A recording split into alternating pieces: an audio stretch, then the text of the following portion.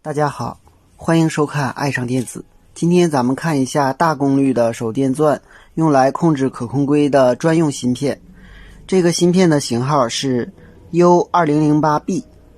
这个芯片除了能够控制可控硅的导通角，它还能够实时检测可控硅的电流，在适当的时间让它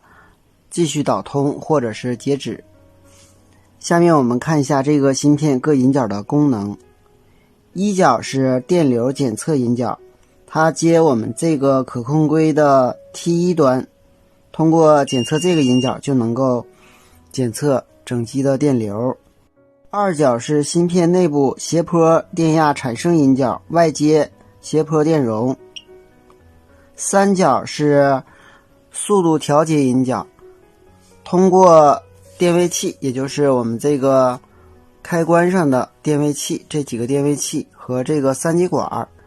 对三角的电压进行调节，从而改变芯片八角输出端的触发角。它是通过我们电位器这三个引脚来控制我们这个三极管，这个三极管再通过电阻加到这端，然后来控制三角的。四角是芯片 D， 相当于接我们220伏的零线。五角是芯片的供电，它是一个负电，是通过这个二极管在火线上取得的电压，前边应该有线流电阻，取得的电压加到这个芯片上。这个角实测电压为-14伏。六角是斜坡电流检测，同时这个位置还能进行电流的调节，它是通过这个导线，通过这两个线符的二极管，然后通过这儿通过电阻加到一个电位器上，也就是我们这端这个电位器进行电流的调节。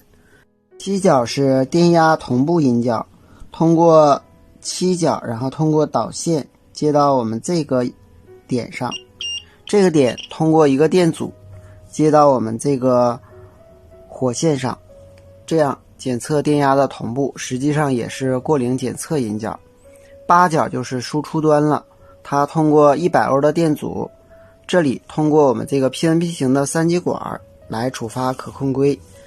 送到可控硅的触发角。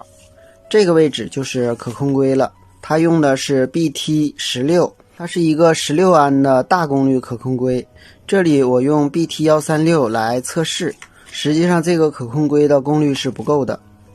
如果遇到大功率的手电钻，可控硅不被触发，不能调速，我们就要查这个芯片以及可控硅是否损坏。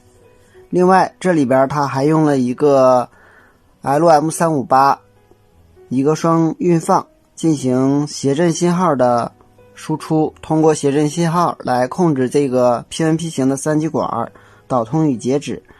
再通过我们这个 U2008B 输出的信号来控制可控硅的导通角，从而实现了一个双重控制。